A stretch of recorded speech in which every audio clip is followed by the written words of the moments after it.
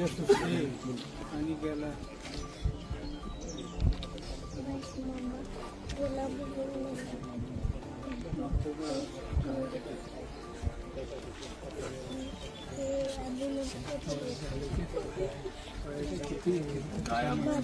मुलगा केला रे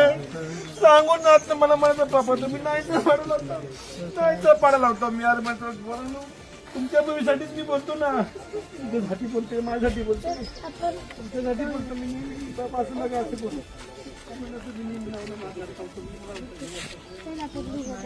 तुमच्यासाठी मी करते ना म्हटलं तुम्हाला कसं